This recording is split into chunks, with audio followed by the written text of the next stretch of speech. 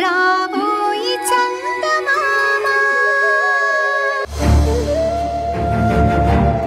అమ్మ చంద్రిక, భర్త పోయాక పసుపు కుంకాలు తీయడం అనేది ఆనవాయితీ. లేమ్మా.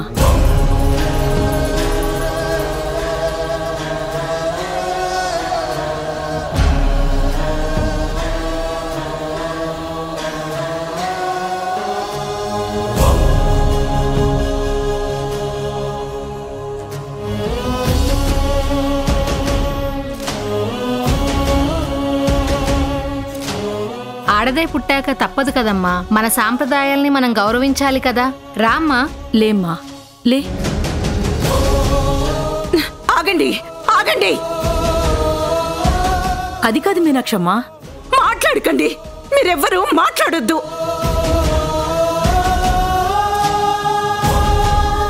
వద్దు, నా కోడల్ని ఏమి చేయొద్దు. నా కోడలికి ఆ పసుపు కుంకాలు అలాగే ఉంటాయి, ఉండనివ్వండి. అది కాదమ్మా, అసలే భర్తని పోగొట్టుకొని తను, కొడుకుని పోగొట్టుకొని నేను పుట్టెడు దుఃఖంలో ఉంటే ఇప్పుడు ఇవన్నీ చేసి మమ్మల్ని మరింత బాధ పెట్టకండి. మేమిలా బ్రతకటం ఎవ్వరికీ ఇష్టం లేకపోతే మా ఇంటికి మాత్రం రాకండి. మా ఆలోచనల్ని, మా నిర్ణయాల్ని గౌరవించటం చేత కాకపోతే మీరెవ్వరూ మాకు అవసరం లేదు. మీరెవ్వరూ మాతో మాట్లాడాల్సిన అవసరం కూడా లేదు. అంతేగాని అసలే బాధలో ఉన్న నా కోడల్ని మరింత బాధ పెట్టడానికి నేనెప్పుడు ఇష్టపడను. దయచేసి మీరందరూ వెళ్ళిపోండి, వెళ్ళండి. సరేనమ్మా, మీ ఇష్టం. మీకు అభ్యంతరం లేకపోతే మేం చేసేదేముంది? అయినా నా కోడలు ఎందుకు పసుపు కుంకాలు తీయాలి? వాడు భౌతికంగా మా నుండి దూరం అయిపోయి ఉండొచ్చు, కానీ మా మనసులో వాడెప్పుడు బ్రతికే ఉంటాడు. మా ఊపిరి ఉన్నంతకాలం మేము వాడిని మర్చిపోలేం. మా ప్రతి ఆలోచనలోనూ వాడు బ్రతికే ఉంటాడు.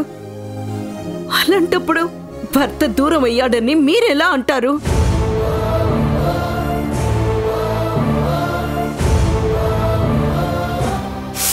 నేను చెప్తున్నాను కదా, నా కోడలు ఎట్టి పరిస్థితిలోనూ పసుపు కుంకాలు తీయదు, ఇలాగే ఉంటుంది.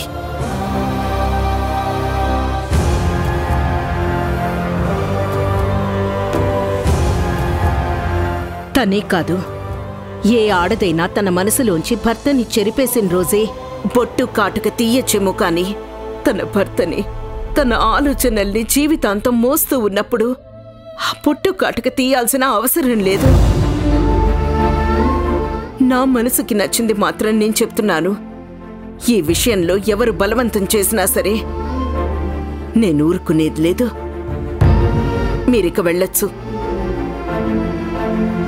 సరే, సర్లే, పదండి.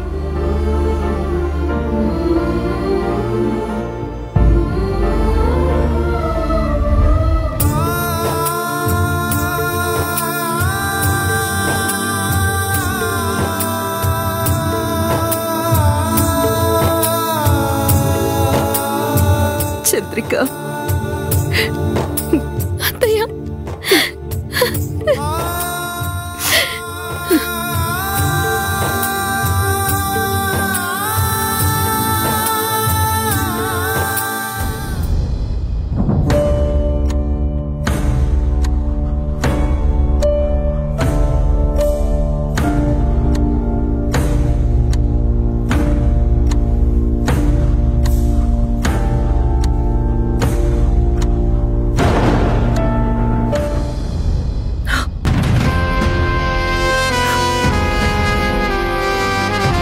ఇలా జరుగుతుందని అనుకోలేదు నీరజ. భరత్ నన్ను కాదనుకున్నా కనీసం నా కళ్ళ ముందైనా 10 కాలాల పాటు కనిపిస్తూ ఉంటాడు. తనని చూస్తూ జీవితం గడిపేయచ్చు అనుకున్నాను, కానీ ఇలా జరుగుతుందని అస్సలు ఊహించలేదు నీరజ. ఒక్కసారి ఇటు చూడండి మేడం.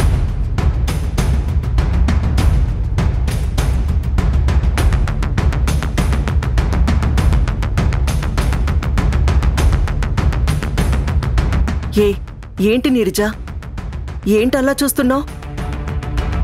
మేడం, నిజం చెప్పండి, మీరు కళ్ళలో గ్లిజరిన్ వేసుకున్నారు కదా? ఏంటి నీరజ, నేనిక్కడ ఇంత బాధపడుతుంటే నీకు కామెడీగా ఉందా? కామెడీ కాకపోతే మరేంటి మేడం? అందులో మీ కళ్ళల్లోంచి కన్నీళ్లు రావడమేంటి? కాటేసేటప్పుడు పాము గాని, వేటాడేటప్పుడు పులి గాని కన్నీళ్లు పెట్టుకుంటే చెప్పండి. అలాంటిది మీ కళ్ళల్లోంచి కన్నీళ్ళొస్తూ ఉంటే నాకు అనుమానంగా ఉంది. చూడు నీరజ, భరత్ పోయిన బాధలో ఉన్నాను కాబట్టి నేను కొట్టడం మానేశాను, కానీ లేకపోతే నిన్ను కింద పడేసి నీ గొంతు మీద కాలేసి తొక్కేదాన్ని. అరే, ప్రేమించిన మనిషి దూరం అయ్యాడని నేను ఇక్కడ కుమిలిపోతుంటే నువ్వు నన్ను పట్టుకుని గ్లిజరిన్ వాడుతున్నావా, లేక రియల్ కన్నీళ్ళ మొసలి కన్నీళ్ళ అంటూ పిచ్చి పిచ్చి వాగుడు వాగుతావా? అంతేనే, ప్రేమించిన వాళ్ళకే తెలుస్తుందా బాధ. నీకేం తెలిసే మొగుడు లేచిపోయిందానివి, నీకా బాధ గురించి ఏం తెలుస్తుంది? ఏంటో మేడం, మీరు మరీ అంత సెంటిమెంటల్ గా ఫీల్ అవుతూ ఉంటే నాకు చూడ్డానికి చాలా ఇబ్బందిగా ఉంది. నిజం చెప్పమంటారా? ఏంటి? వాంతొచ్చేలా ఉంది మేడం. దయచేసి మీరు ఇలాంటి ఏడుపు ఎక్స్ప్రెషన్స్ ఇవ్వకండి మేడం. ఒసేయ్, ఎంత విలన్ అయినా నాకు కూడా ఒక మనసు అనేది ఉంటుంది. నేను భరత్ని ప్రేమించానే, నా కళ్ళ ముందే భరత్ శవాన్ని చూశాను. మనసులో బాధ లేకుండా ఉంటుందా చెప్పు? సరే, నా విషయం వదిలే, నీ సంగతే చెప్పు. ఒకవేళ మీ ఆయన నిన్ను వదిలిపెట్టి ఇంకొకరితో లేచిపోయినా సరే, రేపొద్దున్న మీ ఆయన నీ కళ్ళ ముందు చనిపోయి కనిపిస్తే కనీసం అయ్యో పాపం అనిపించదా? కళ్ళల్లో కన్నీళ్లు రావా? నాదేముంది మేడం, నాది కామెడీకి ఎక్కువ, క్యారెక్టర్కి తక్కువ. నా గురించి ఎందుకు చెప్పండి, కానీ మీరు అలా కాదు కదా. మీరు ఒరిజినల్ క్వాలిటీ విలన్ కదా. మీరేడిస్తే ఎవరైనా నమ్ముతారా చెప్పండి? నీకు అర్థం కాదులేవే నా బాధ. నీకే కాదు, నన్ను తిట్టుకునే ఎవ్వరికీ నా బాధ అర్థం కాదు. ఎందుకంటే ఒక్కళ్ళు కూడా నా స్థానంలో ఉండి ఆలోచించరు కదా. అందుకే మీకెవ్వరికీ నా పెయిన్ అర్థమే కాదు. నిజం చెప్పమంటావా? ఈ ప్రపంచంలో హీరో హీరోయిన్ క్యారెక్టర్స్ కంటే విలన్ క్యారెక్టర్సే చాలా స్ట్రాంగ్ అయినవి. ఎవరినన్నా ప్రేమించినా ద్వేషించినా ఒక రేంజ్ ఉంటుంది, అలాగే బాధపడ్డా కూడా ఒక రేంజ్ ఉంటుంది.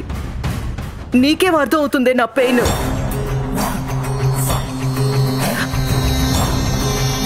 నా కళ్ళ ముందు రక్తపు ముద్దలా అయిపోయాడు భరత్. భరత్ని ఎంత పిచ్చిగా ప్రేమించానో నీకు తెలీదా? భరత్ కోసం ఏ పని చేయడానికైనా నేను సిద్ధపడ్డాను. చూసిన వాళ్ళందరూ నీకేం మాయరోగమే, పెళ్ళైన వాడిని పెళ్లి చేసుకుంటానని అలా వెంట పడుతున్నావేంటి? నీకు వేరే మగాడు దొరకలేదా? నువ్వు అసలు ఆడదానివేనా? చెప్పుతో కొడతా, అలా చేస్తా ఇలా చేస్తా అని నోటికొచ్చినట్టల్లా తిట్టుకునేవాళ్ళు. అయినా అవన్నీ భరించాను. ఎవరి కోసం? నేను ప్రేమించిన భరత్ కోసం. ఏ రోజుకైనా భరత్ నా సొంతం అవుతాడు అనుకున్నాను, కానీ నన్ను చీకొట్టి ఇంట్లో నుంచి బయటికి గెంటేశాడు. అయినా పర్వాలేదులే, కనీసం నేను భరత్కి దూరం అయిపోయినా నా కళ్ళ ముందు ఎక్కడో అక్కడ కనిపిస్తూ ఉంటాడు. అప్పుడప్పుడైనా అతన్ని చూసి నా ప్రేమని బతికించుకోవచ్చు అనుకున్నాను, కానీ భగవంతుడు నాకు ఆ అవకాశమే లేకుండా చేశాడు. ఏంటో మేడం, మీ పర్ఫార్మెన్స్ చూస్తుంటే అనుమానంగానే ఉన్నా, మీ కన్నీళ్లు చూస్తుంటే అయ్యో పాపం అనిపిస్తోంది. చూసావా, నా పరిస్థితి చూసి నీకే అలా ఉంటే అక్కడ చంద్రిక మీనాక్షి వాళ్ళ పరిస్థితి ఎలా ఉంటుందో ఒక్కసారి ఆలోచించు.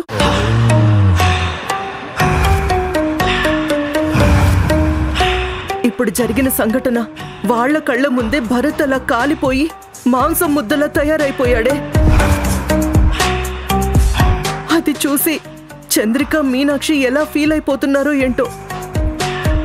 కనీసం ఇలాంటి టైంలో వాళ్ల పక్కన నిలబడి కాసింత ధైర్యం చెప్పాల్సిన బాధ్యత మన మీద ఉంది. వాళ్ళని అలాగే వదిలేస్తే ఆ బాధలో ఏ సూసైడో చేసుకున్నారే అనుకో, అప్పుడు భరత్ ఆత్మకి శాంతి ఉండదు నీరజ. అందుకే మనం వెళ్ళి కనీసం వాళ్ళని ఓదారుద్దాం. మీనాక్షి గారిని చంద్రికని కాపాడుకుందాం. రా వెళ్దాం, రా.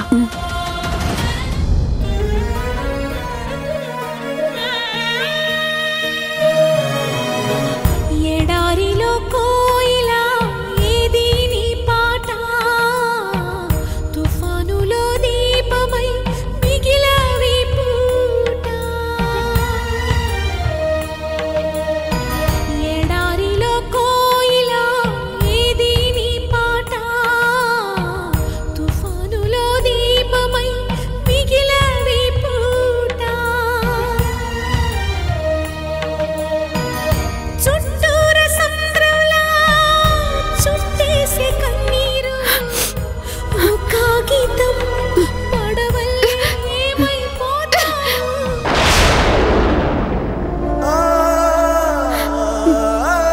నేను ఇందుకే బ్రతికున్నానా అండి?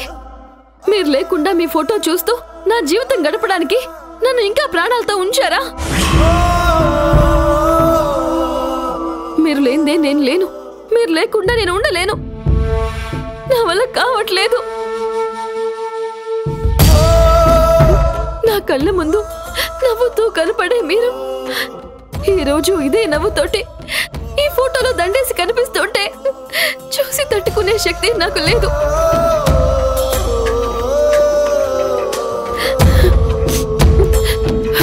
వచ్చేస్తున్నాను, నేను కూడా మీ దగ్గరికి వచ్చేస్తున్నానండి.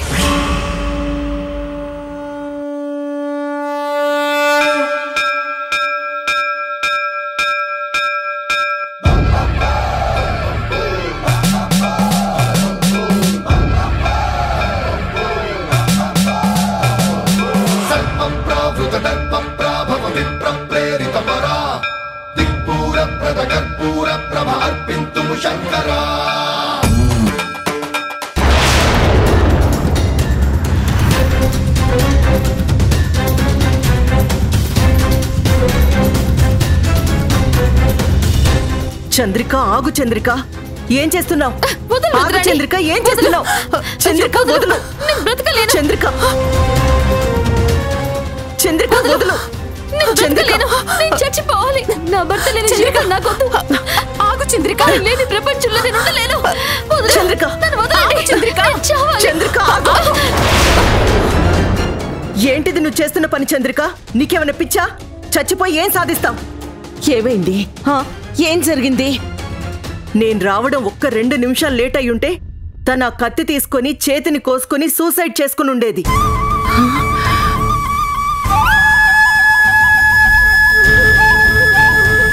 ఏంటి చంద్రిక, ఏం నువ్వు చేస్తున్న పని? ఎందుకు బతకాలత్తయ్యా? ఆయనతో కలిసి నిండు నూరేళ్లు ఆనందంగా గడుపుదామనుకున్నాను. ఆయన లేని ప్రపంచం నాకు శూన్యం.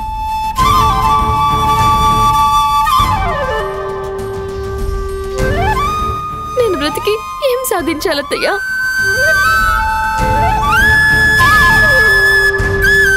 వద్దు, ఆయన లేని జీవితం నాకొద్దు.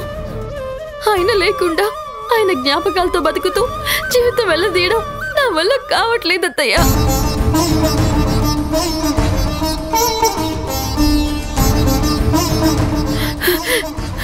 పాపని మీరే చూసుకోండి.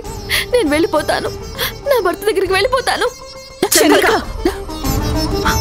నువ్వు ఎలా మాట్లాడుతున్నావు ఒక్కసారి ప్రశాంతంగా ఉండి ఆలోచించు. భరత్కి నువ్వంటే ఎంత ప్రేమో నీకు తెలీదా? నీకేదన్నా జరిగితే భరత్ ఆత్మ కూడా శాంతించదు. తను ఏ లోకంలో ఉన్నా నీకోసం కుమిలిపోతూ ఉంటాడు. దయచేసి నువ్వు ఇలాంటి నిర్ణయాలు తీసుకోవద్దు చంద్రిక.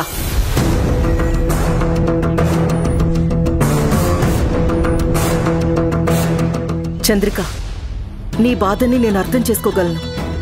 ఎందుకంటే భరత్ని నువ్వెంత ప్రేమించావో నేను అంతే ప్రేమించాను.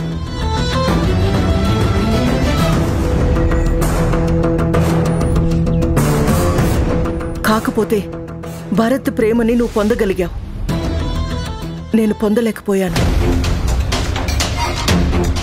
మనకిష్టమైన మనిషి, మనం ప్రాణానికి ప్రాణంగా ప్రేమించిన మనిషి మనకి దూరం అయితే ఆ బాధ ఎలా ఉంటుందో నేను అర్థం చేసుకోగలను చంద్రిక.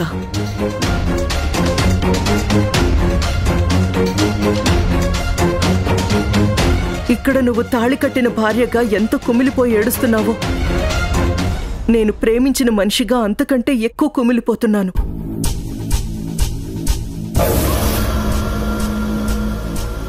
కానీ ఏం చేస్తాం? భరత్ని అనుకోకుండా ఆ భగవంతుడు దూరం చేశాడు. అలాగని ఇప్పుడు నువ్వు తెలిసి తెలిసి మీ అత్తయ్య గారికి పాపకి అన్యాయం చేస్తావా? నువ్వు కూడా చనిపోతే మీ పాప పరిస్థితి ఏంటి చంద్రిక? ఇదిగో మీ అత్తయ్య గారిని చూడు. ఆవిడ ఏమీ చేయలేక ఎంత నిస్సహాయ స్థితిలో ఉండిపోయిందో. 25 ఏళ్లు కొడుక్కి దూరం అయ్యి ఇప్పుడు కొడుకుని చూసుకుందామని దగ్గరకొచ్చింది. తీరా కొడుకు ప్రేమని పొందబోయేసరికి తను శాశ్వతంగా దూరం అయిపోయాడు. ఇక తనకి మిగిలిందెవరు? మీ ఇద్దరే కదా. నువ్వు కూడా వెళ్ళిపోతే ఆవిడ ఒక్కతే పాపను ఎలా పెంచగలదనుకుంటున్నావు?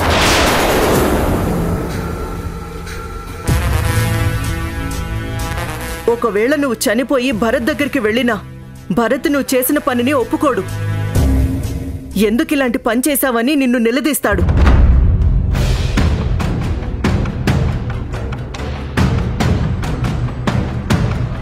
మన బిడ్డని అన్యాయంగా వదిలేసొచ్చావు, అనాథని చేశావని ఖచ్చితంగా నిలదీస్తాడు. దయచేసి ఇలాంటి ప్రయత్నం చేయకు చంద్రిక.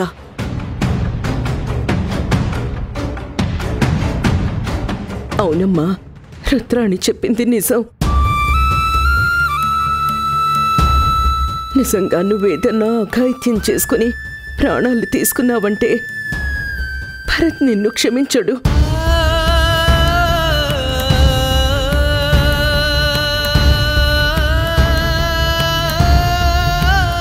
నీ బాధ నేను అర్థం చేసుకోగలను. భర్తని పోగొట్టుకొని నువ్వెంత కుమిలిపోతున్నావో కన్న కొడుకుని పోగొట్టుకొని అంతకన్నా ఎక్కువ నేను కుమిలిపోతున్నాను.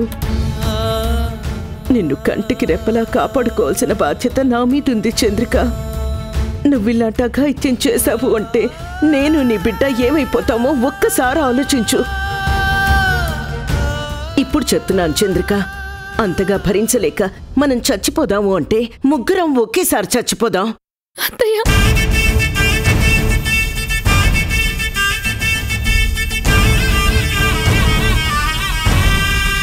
అంతే తప్ప మమ్మల్ని వదిలేసి నువ్వొక్కదానివి మాత్రం వెళ్ళిపోతానని ఆలోచించకు.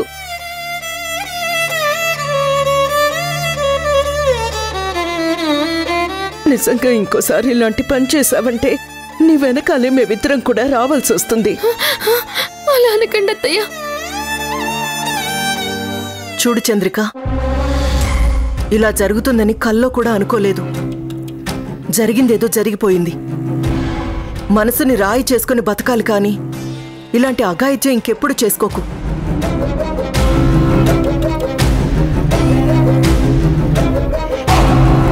ఇదిగో ఇప్పుడే చెప్తున్నాను విను.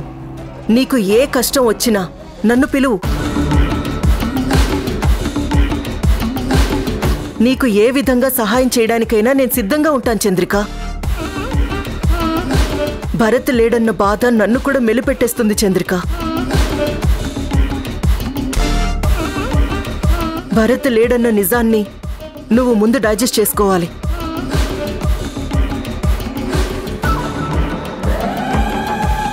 నీకోసం కాదు, పాప కోసం అయినా సరే నువ్వు నిండు 100 ఏళ్ళు బతకాలి చంద్రిక.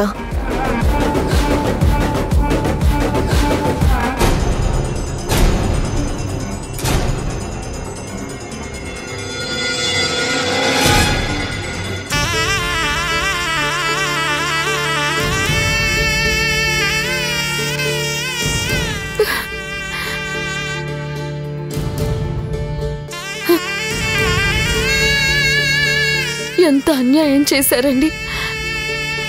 దేవుడు మీ ప్రాణాలు తీసుకువెళ్తే నన్నిక్కడ బ్రతకమని చెప్పించి బ్రతికుండగానే నా ప్రాణాలు తీసేస్తున్నారండి.